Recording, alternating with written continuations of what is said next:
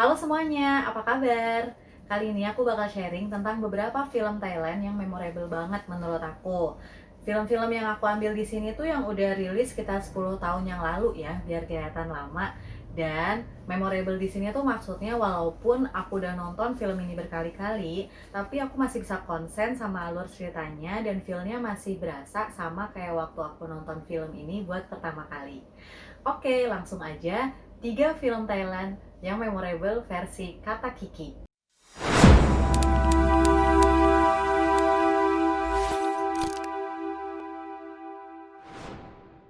Yang pertama, ada film judulnya Bangkok Traffic Love Story. Film ini dirilis tahun 2009 dan genrenya itu romantis komedi. Nyeritain tentang seorang perempuan namanya Meili. Dia ini karyawan, umurnya 30 tahun dan belum nikah. Sebenarnya sih dia slow-slow aja ya sama pertanyaan kapan nikah gitu. Tapi dia mulai ngerasa kesepian dan pengen punya pasangan setelah sahabat satu-satunya dia mutusin buat nikah. Nah, suatu malam sepulang dari pesta pernikahan sahabatnya tadi, Meli ini nyetir dalam keadaan mabok. Alhasil dia nabrak warung yang ada di pinggir jalan sampai kaca spion mobil dia tuh pecah. Nah, walaupun nggak banyak luka, tapi kan banyak orang-orang sekitar situ yang nolongin dia. Salah satu yang nolong dia itu laki-laki namanya Lung. Di situ Meli udah mulai ngeh gitu ada cowok ganteng yang nolongin dia, tapi mereka nggak sempat kenalan sama sekali. Nah, setelah kejadian kecelakaan itu ada beberapa kejadian yang bikin mereka ketemu lagi dan saling kenal. Dari situ Meli makin tambah tuh punya perasaan ke Silung ini, apalagi mereka juga sering papasan di stasiun BTS. Jadi BTS itu salah satu transportasi di Bangkok sana ya. Kalau di Jakarta sih semacam KRL gitu, karena si Lung ini kerjanya sebagai teknisi BTS itu dan dia selalu shift malam. Jadi mereka berdua sering papasannya itu kalau si Meili pulang kerja. Di situ karena makin banyak, makin gede perasaannya Meili ke Lung, dia tuh selalu cari cara buat cari perhatiannya Lung gitu, karena Lung di sini kan karakternya cowok yang cool, yang pendiam, yang cuek sama lingkungan sekitar. Sedangkan Meili ini anaknya lugu, polos, karena selama 30 tahun dia hidup sama sekali dia tuh belum pernah pacaran, belum pernah berani suka sama orang gitu. Jadi diliatin gitu di sini konyol-konyolnya Meili buat ngadepin si Lung ini gitu. Nah, karena Meilin tuh ngerasa kalau Lung itu kayaknya masih nggak ngeh ada Melin, jadi Melin ini minta tolong sama tetangganya yang cewek, terus dia masih SMA, cantik, tapi terkenal gampang banget dapetin pacar, namanya Pleng. Jadi Melin ini minta tolong Pleng supaya dikasih tahu caranya ngedeketin laki-laki. Nah, suatu ketika mereka bertiga ketemu gitu, tapi ternyata si Pleng sendiri yang malah cari perhatian ke Lung. Di situ Meli jadi agak-agak jengkel ke Pleng, tapi akhirnya dari sana juga si Lung sama Meli tuh jadi kenal dan mereka berteman, terus juga sering jalan bareng gitu. Ya walaupun Meli harus nyembunyiin perasaannya, tapi seenggaknya dia seneng lah karena udah bisa jalan sama Lung, udah diajak kemana-mana gitu. Terus suatu ketika Silung ini ngajak Meli ke acara ulang tahun kantornya. Dan di sana ternyata diumumin karyawan yang berhak dapat beasiswa ke Jerman selama 2 tahun. Ternyata karyawannya itu adalah Lung gitu. Di situ si Meli ngerasa sedih ya. Sedihnya pertama dia nggak dikasih tahu sama Lung tentang rencana Lung buat ke Jerman selama 2 tahun. Terus kedua, dia juga sedih tentang hubungannya karena Meli sama sekali nggak tahu gimana nih sebenarnya perasaan Lung ke dia gitu dan mau dibawa kemana hubungan ini gitu. Film ini tuh dari segi alur sama ceritanya itu simple dan ringan banget menurut aku ya. Walaupun cerita-cerita tema kayak gini tuh udah standar dan umum banget, tapi masih bisa diikutin dan gak ngerasa bosen gitu ngikutinnya. Ceritanya juga nggak lebay gitu ya. Kan kadang ada cerita yang kalau misalnya si cewek tuh kelihatan usaha banget buat ngedeketin cowok, itu kayaknya gimana gitu ya. Tapi kalau nonton film ini tuh jatuhnya lucu aja, konyol gitu. Ya mungkin karena di sini ada unsur komedinya, jadi banyak adegan yang bikin kita ketawa, kayak misalnya cara-caranya Meili buat ambil perhatiannya Lung, terus juga adegan komunikasi antara Meili sama keluarganya atau sama sahabatnya itu banyak adegan-adegan yang lucu yang bisa bikin aku ketawa gitu, ngerasa terhibur banget dan ceritanya tuh fresh banget sih ya. Terus banyak adegan-adegan menyentuh di akhir yang lumayan bikin aku tersentuh, dengan akhirnya juga endingnya tuh manis sih kalau menurut aku ya. Jadi aku nggak bisa bilang kalau film ini endingnya happy atau sad, cuman kalau menurut aku dengan hubungan yang dewasanya mereka, ending kayak gini tuh cukup manis gitu. Yang kedua, ada yang udah pernah makan tai koi noi? Ini tuh cemilan rumput laut yang biasanya dijual di minimarket-minimarket. Nah, film yang kedua ini berhubungan sama itu. Judulnya The Billionaire. Film tahun 2011 ini genrenya drama ya. Drama yang sangat memotivasi dan inspirasi banget buat aku. Karena film ini tuh diambil dari kisah nyata. Jadi nyeritain tentang laki-laki umurnya 16 tahun, masih sekolah, namanya Top Itipat.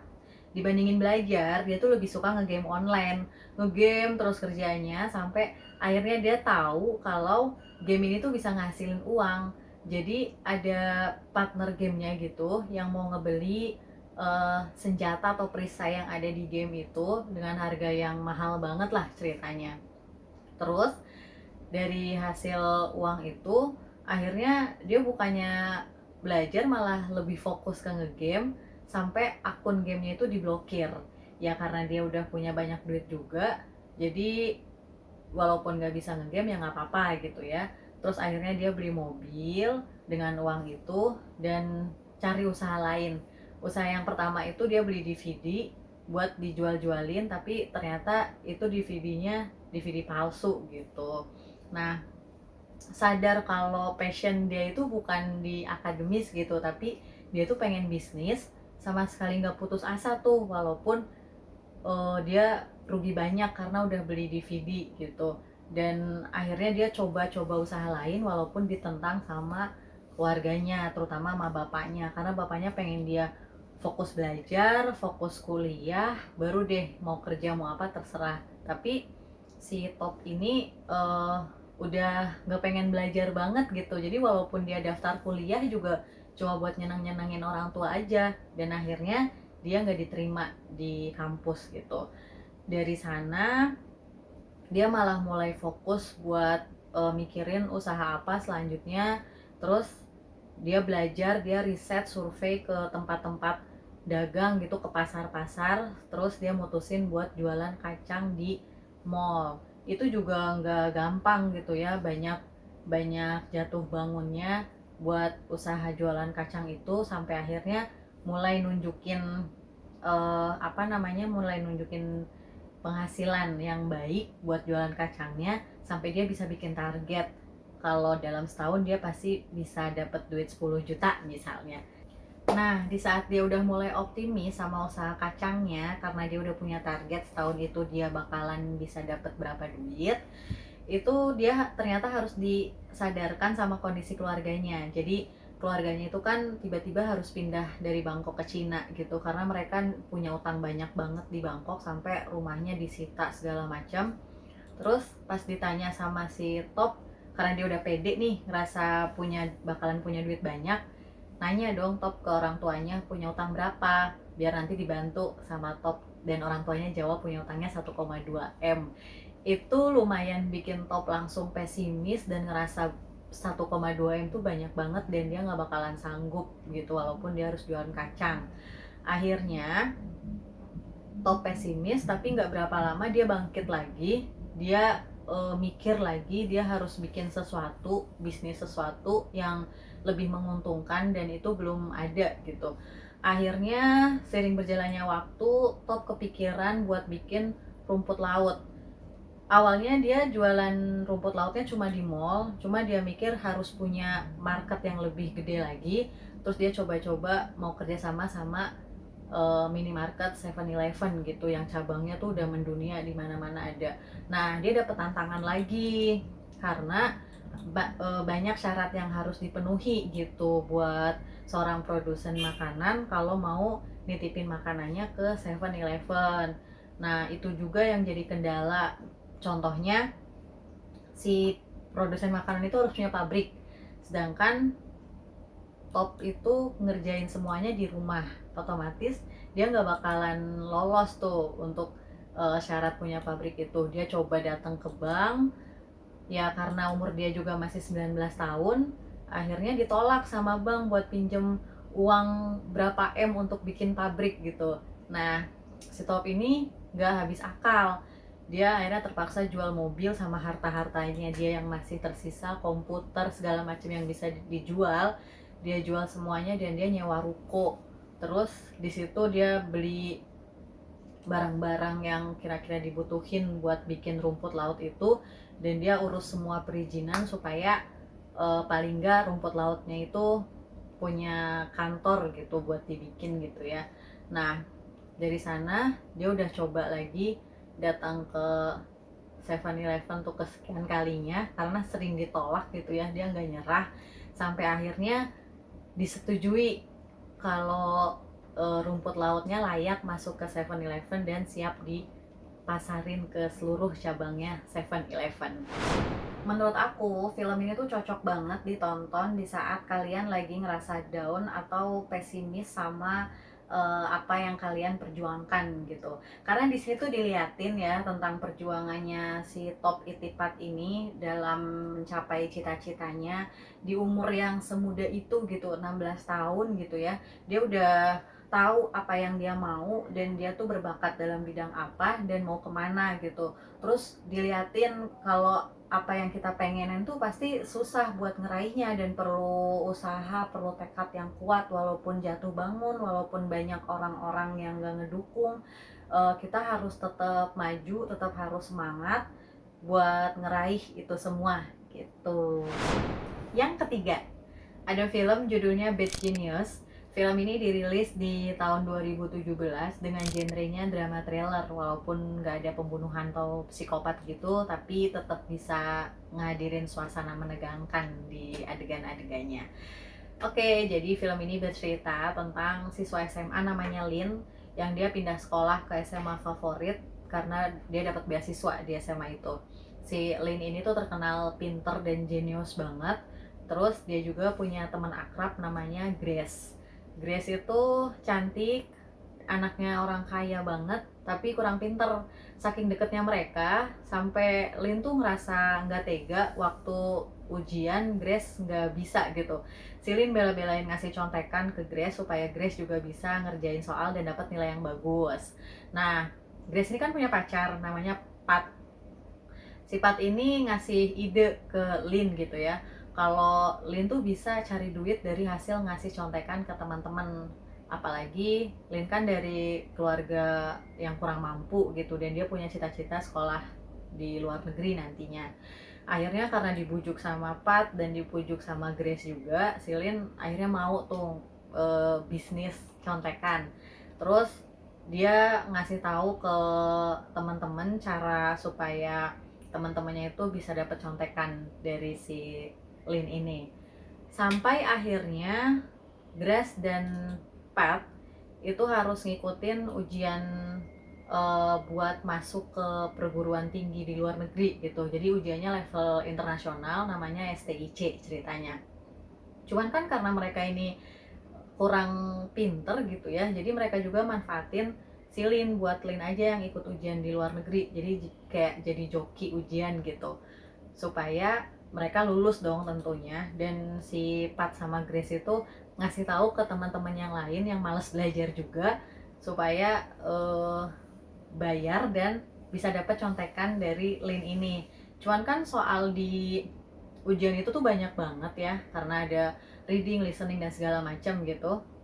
Akhirnya si Lin tuh ngerasa perlu satu partner supaya bisa bagi dua apa namanya, ngafalin jawaban yang ada di ujian internasional itu.